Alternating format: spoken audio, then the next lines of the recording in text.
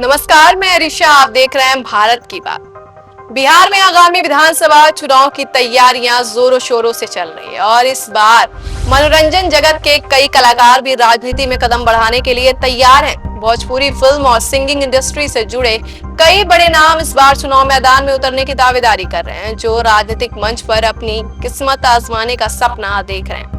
सबसे पहले बात करें तो भोजपुरी के मशहूर सिंगर और अभिनेता पवन सिंह का नाम इस बार चर्चा में है। सूत्रों के मुताबिक वह किसी राजनीतिक पार्टी से चुनाव लड़ने की तैयारी में है। हालांकि अभी यह तय नहीं है कि वह किस सीट से और किस पार्टी के टिकट पर चुनाव लड़ेंगे।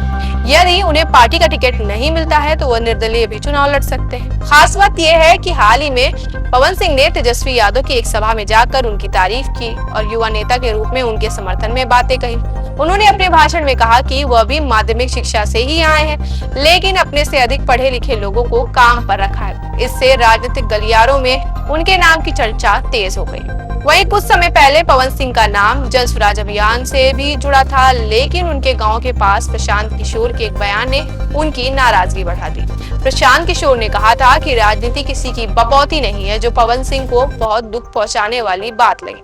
उन्होंने इस बयान पर आपत्ति जताते हुए कहा कि उन्हें ऐसा लगा कि उनके प्रति अनुचित टिप्पणी की गई है। वहीं भोजपुरी इंडस्ट्री की एक और जानी मानी हस्ती सीमा सिंह भी चुनावी मैदान में उतरने को तैयार हैं। सीमा सिंह, जो अपने आइटम सॉन्ग्स और फिल्मी करियर के लिए जानी जाती हैं, शेखपुरा जिले के बरबीघा विधानसभा क्षेत्र से चुनाव लड़ने की तैयारी में। वो फिलहाल लोजपा रामविलास पार्टी से जुड़ी हैं और प्रदेश महासचिव युवा पद पर कार्य कर रही हैं। शादी के बाद से वह भोजपुरी फिल्म इंडस्ट्री से दूर हैं, लेकिन चुनावी राजनीति में सक्रियता बढ़ा रही हैं।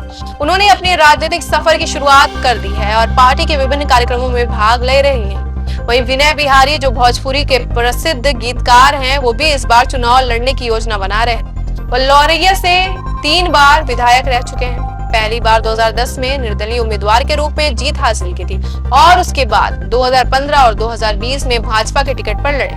वह पहले भी मंत्री रह चुके हैं और कई फिल्मों में भी काम कर चुके हैं। इसके अलावा भोजपुरी के कई अन्य कलाकार भी चुनावी मैदान में उतरने की तैयारी कर रहे हैं। 2014 में कांग्रेस ने भोजपुरी अभिनेता कुणाल सिंह को पटना साहिब सीट से उम्मीदवार बनाया था, लेकिन शत्रुघ्न सिन्हा ने उन्हें हरा दिया। वहीं 2024 में भोजपुरी सिंगर गुंजन सिंह ने नवादा से निर्दलीय चुनाव लड़ा था, जिसमें उन्हें करीब 29,500 वोट मिले, लेकिन वह जीत नहीं सके। ये सब दर्शाता है कि बिहार का राजनीतिक परिदृश्य अब मनोरंजन की दुनिया से भी जुड़ रहा है। भोजपुरी के अभिनेता और गायक अपने लोकप्रियता का फायदा उठाकर राजनीति में अपनी जगह बनाने की कोशिश कर रहे हैं। अभी कई नामों पर चर्चा हो ही रही है, लेकिन अंतिम निर्णय बाद में ही होगा। इन कलाकारों का राजनीतिक सफर कब शुरू होगा, यह तो आने वाला दिन में ही स्पष्ट हो पाएगा, लेकिन ये तय है कि बिहार की राजनीति नए चेहरों से रंगीन होने वाली है।